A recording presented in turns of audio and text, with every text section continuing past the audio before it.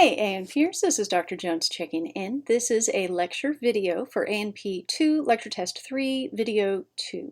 So we are continuing the note set at the top of page 4. Depending on how yours printed out, it may or may not be the top of page 4, but we're looking for this bit: hemoglobin function, building, releasing oxygen, and carbon dioxide. So each hemoglobin contains, there we go, 280, and that ish there, we're going with gray, I've decided. That ish there, the little tilde, means ish, about. It's the math term for about. 280 million, with an M, hemoglobin, HB, molecules. Hemoglobin. And they each carry 4 heme, and each heme carries 1 iron, and each iron carries 1 oxygen molecule.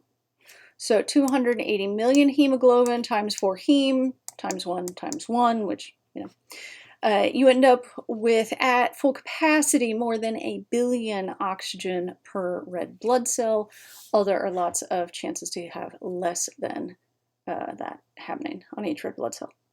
So what determines the amount of oxygen carried by the red blood cells? It's the oxygen content of the plasma. And carbaminohemoglobin is when carbon dioxide binds to a hemoglobin. So we had the term oxyhemoglobin when there was an oxygen on the hemoglobin, deoxyhemoglobin when there's not an oxygen on the hemoglobin, and carbaminohemoglobin when there's a carbon dioxide on the hemoglobin. And that one is clearly the most fun to say. So you would expect to find high levels of carbaminohemoglobin in the... Okay, so we need to talk about the difference between the systemic circuit and the pulmonary circuit. Now, if you have watched the lab videos for Lab 2, you're already familiar with these concepts, but these are equally lab and lecture concepts, so let's whiteboard and cover this now, because these are need to know for lecture and lab. Okay, so we have our heart. This is not what hearts look like. And hearts have 4 chambers. So the 4 chambers are the left atrium and the right atrium. So the atria, 1 atrium, 2 atria, are the top 2 chambers of the heart. And then the left ventricle and right ventricle are the bottom 2 chambers of the heart, and they do the lion's share of the pumping. Okay, so let's start. We need to talk about the systemic circuit. We need to talk about arteries and veins. So the systemic circuit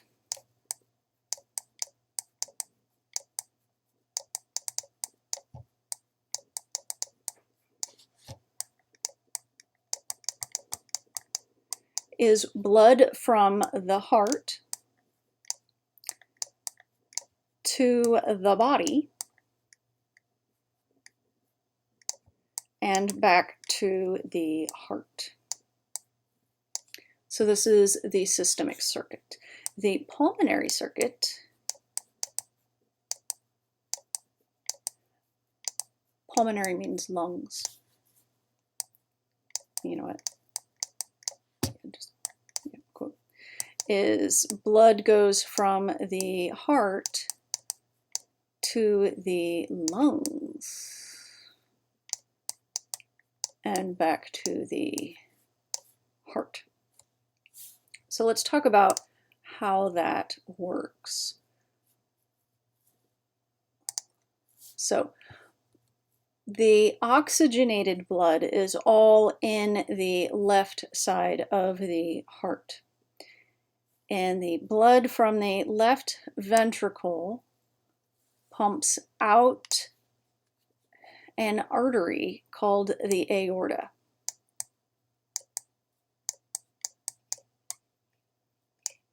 And that carries oxygenated blood to the body.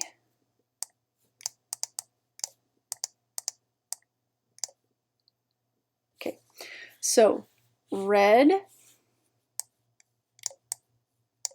I know I'm writing with a mouse, I apologize. We'll just put O2 for oxygenated because that appears to be the level of detail that I can write with a mouse.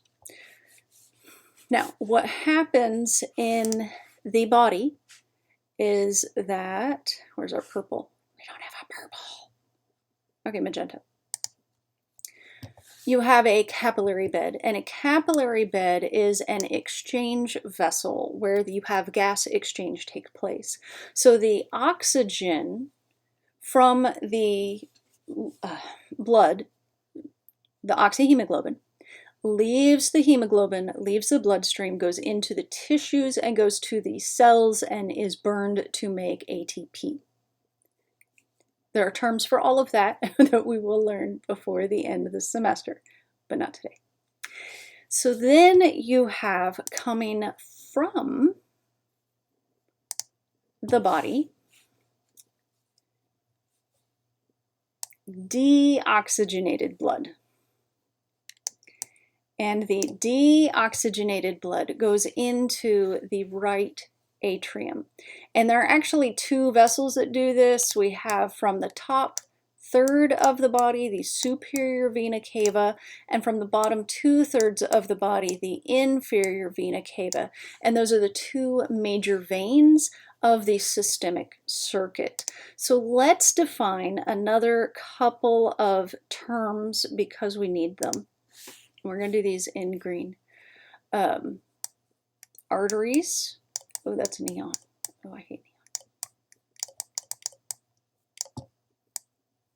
An artery carries blood away from the heart. Away from heart. I'm not an artist. And then veins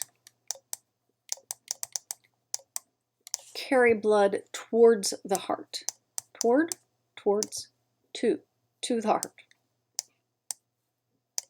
Not an English major. But grammar matters.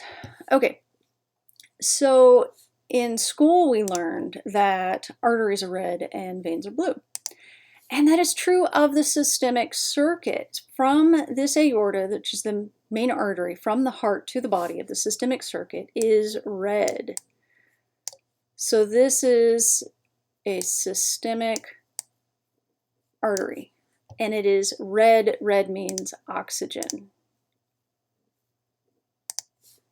The vein, the two major veins, the superior and inferior vena cava, vena means vein, the systemic veins are blue.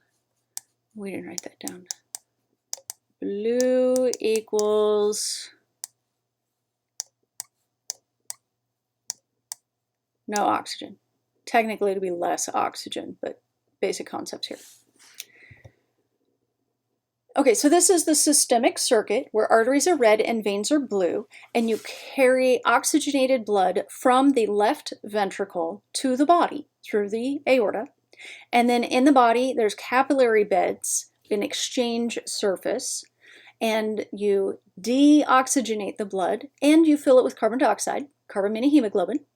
And that goes back to the right atrium through either the superior vena cava. Superior vena cava does the top third of the body, and the inferior vena cava does the bottom 2/3. Okay, that's supposed to be a little smiley face, but there you go. Got a little tiny hair. Now let's talk about the pulmonary circuit. From the right ventricle, and technically it'll come out kind of this way, and then it'll split.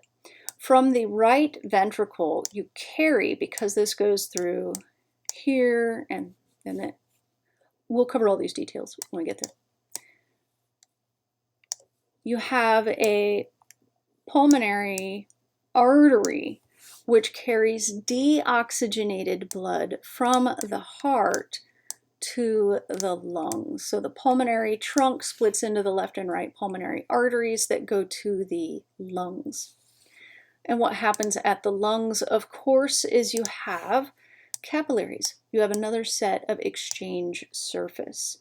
The lungs are respiratory, so the lungs, you inhale air and transfer the oxygen into the bloodstream and make oxyhemoglobin. Oh, here, capillary bed, capillary bed, capillary bed. And then from the lungs, you make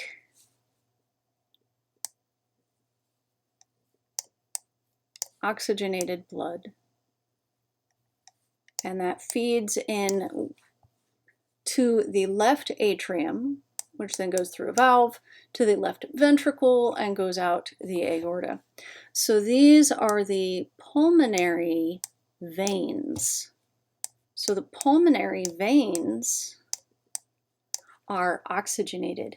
So the arteries are red and veins are blue is only true of the systemic circuit. The pulmonary circuit is an exception. Although if you think about your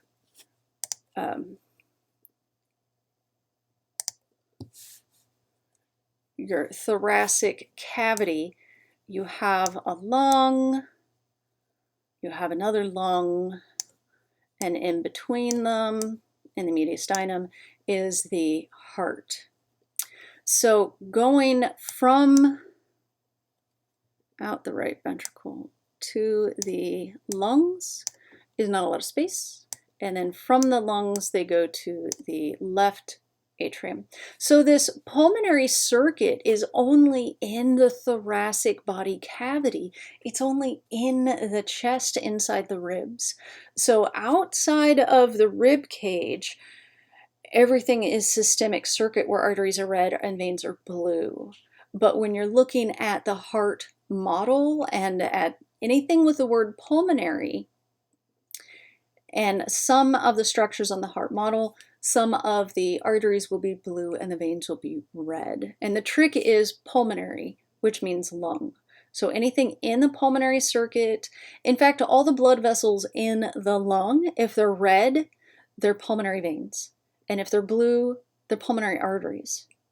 And we will see this in lab test 2 and lab test 3, because lab test 2 we're doing respiratory and lab test 3 we're doing, no, lab test 2 we're doing cardiovascular and lab test 3 we're doing respiratory. So this fact does not go away for the next 2 lab tests. Plus, it is essential to your understanding of this lecture material. I didn't turn the timer on, did I? Wah, wah. Okay, we're gonna put it on now for 10 minutes. No idea how long I've been talking. I have zero concept of time. Okay, so sum up. Arteries move away from the heart, veins move to the heart. Systemic circuit from the heart to the body, back to the heart. Pulmonary circuit from the heart to the lungs, back to the heart. Okay. So we need to, oh, can I arrow? Is this the page we were on? Yay. Okay, so carbamine hemoglobin we said was hemoglobin with carbon dioxide, and we're back. You would expect to find high levels of carbamine hemoglobins, this hemoglobin with carbon dioxide, in the what's of the systemic circuit. So in the systemic circuit, which is deoxygenated blood, the veins. So we would expect to see high levels of carbamine hemoglobin in the veins of the systemic circuit. And what about the pulmonary? The arteries. And you would expect the opposite for high levels of oxyhemoglobin. Oxyhemoglobin levels would be the opposite of carbamine hemoglobin levels. Anemia is low hematocrit or low hemoglobin. There are lots of different types of anemia and even more things that cause the different types of anemia. In any case, there will be low oxygen levels resulting. Okay, and next it says red blood cell production and notes. So I'm in the little notes section. These are the things I have written down. Traversing the systemic circuit takes less than a minute. So this from the heart out to the body and back to the heart is very fast. Your blood cells travel 700 miles in their 120-day life cycle. Did you figure out how many months 120 days is? 1% of your red blood cells are replaced per day, which makes 3 million new red blood cells per second. That's million with an M. That's a lot. Just give you an idea of the scope of how many cells we're talking about. The average human, that's a lot. 3 million new red blood cells a second. So red blood cell formation is called erythropoiesis, although I'm pretty sure we already talked about that. It occurs only in red bone marrow, which I don't know if we had talked about. And red bone marrow is also called myeloid tissue. Tissue is located in the vertebrae, sternum, ribs, skull, scapulae, pelvis, and proximal limbs. Yellow bone marrow is special because it can turn into red bone marrow with severe or sustained blood loss. So while it normally functions to store fats, in emergencies that are ongoing long enough, it can turn into red bone marrow and actually help make red blood cells if you're losing them in a sustained way. And then here's our chart for erythropoiesis. We start with the myeloid stem cell, and then this happens. We're going to learn, we're going to learn that. Not every single term on the chart. I have an abbreviated version of the chart, but these are terms we need to know. So going across in our abbreviated chart, stages of erythropoiesis. Day 1 is a pro-erythroblast. So a blast cell is a builder cell, and pro usually turns into whatever comes after it. Just like an O-gen usually turns into whatever comes before it. Pro is the same thing, but at the beginning of the word. And a pro-erythroblast, no surprise here, turns into an erythroblast. So this is days 2 through 4. And then at days 5 through 7, it's called a reticulocyte. And there are different terms for the different parts of the different days of the erythroblast. We are not learning those. I will not ask you these terms. They're all erythroblasts. And then days 5 to 7, we're learning the word reticulocyte. And then that turns into a mature red blood cell. When does the erythroblast shed its nucleus? And that happens after day 4. When does the reticulocyte enter the bloodstream? After 2 days. And how long before it matures? Another 1 day. So you would expect to find a certain percentage of reticulocytes in the bloodstream at all times. And the reticulocytes should be a certain percentage of the red blood cells, and they will often check the percentage of they can check the percentage of reticulocytes to see if you're making enough red blood cells, making too many. You can check the ratio. And then I have RBC. Oh, that's the last one. Okay. And then for regulation of erythropoiesis. Okay, so erythropoiesis as a process requires amino acids, iron, vitamin B12, vitamin B6, folic acid, which is another B vitamin, and the hormone EPO, which we talked about, makes red blood cells. So here it is. You need EPO here and here. EPO is from the kidneys and the liver. Hypoxia, hypo means low, oxy means oxygen, so hypoxia means low oxygen. Anoxia, an means without, oxy means oxygen, so anoxia means without oxygen. So low oxygen, no oxygen. And the function of EPO is it makes blood stem cells and makes hemoglobin. So dual function of erythropoietin. EPO is erythropoietin, and it's the hormone for erythropoiesis, which is the process of making red blood cells. And erythropoietin is the hormone that makes red blood cells. So that should be pretty clear. So page 5. Macrophages are white blood cells that eat damaged cells, debris, or infectious material. Macro means large, like macroscopic is bigger than microscopic. And phage is like phagocytosis, and that's cell eating. I have a picture of phagocytosis. Okay, not here. Okay. Okay, and then hemolyzed, hemo means blood, lyse is lysis, which is a loosening of, which is a science term that's used for anything between a loosening of a digestion and an explosion. So hemolysis is an exploded or ruptured red blood cell. Hemoglobinuria is hemoglobin in the urine. It's right there in the word. Hematuria, hemato here means blood, and uria still means urine. So blood in the urine. And that's literally full red blood cells in the urine. So hemoglobinuria, there's broken down red blood cells in the urine.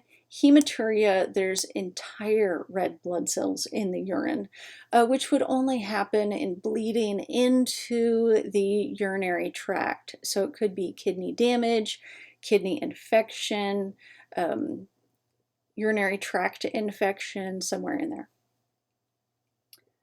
Biliverdin is what the heme converts to. So what the heme is broken down into biliverdin.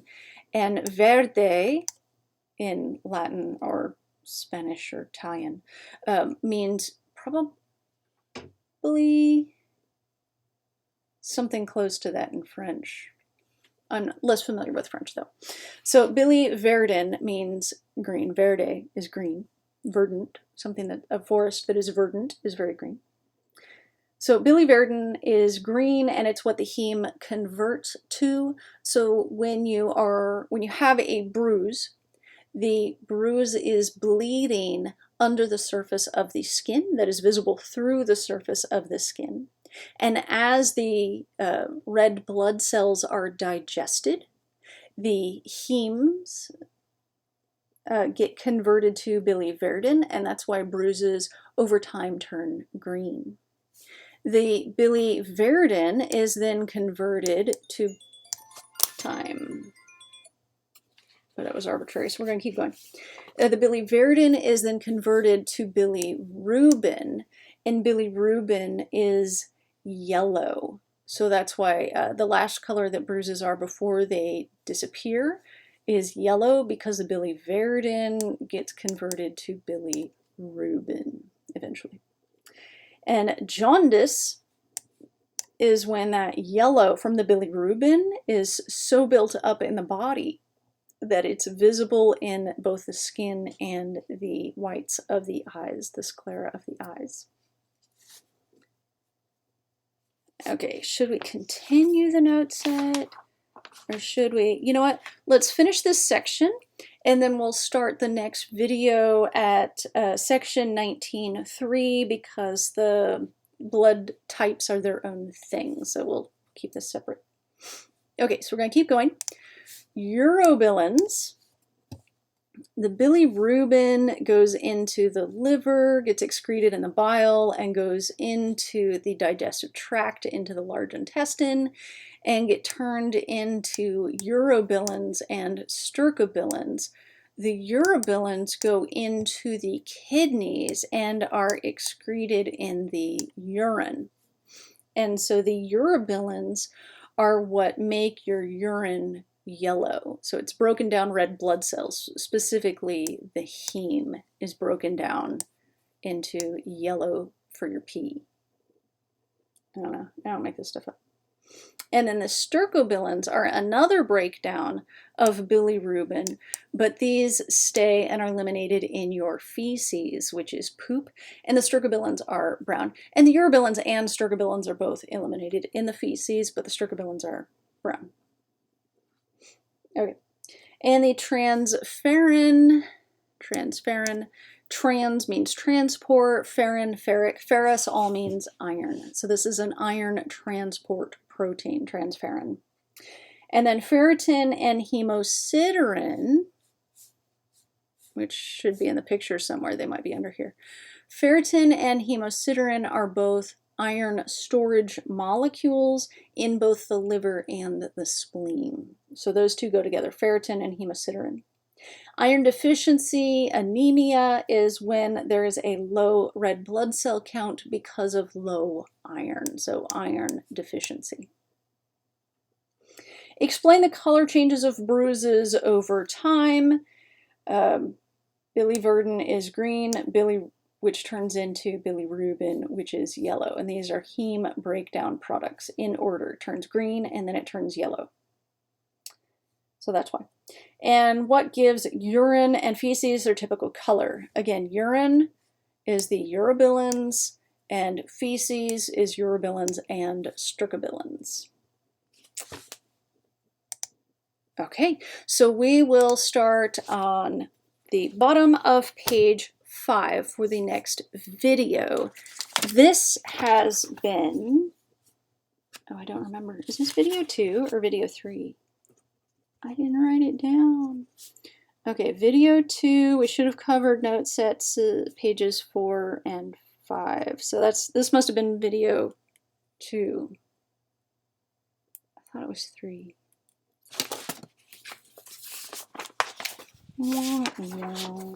So we did pages 2 and 3 in the first video, and we did page 4, including the whiteboard, and most of page 5. So we're going with this as video 2, I think. So this has been a video lecture, A&P2, lecture test 3, video 2, I think. Thank you, as always, for tuning in. The education must go on. Dr. J out. After I hit Command, Control, Escape in order. Have a good one.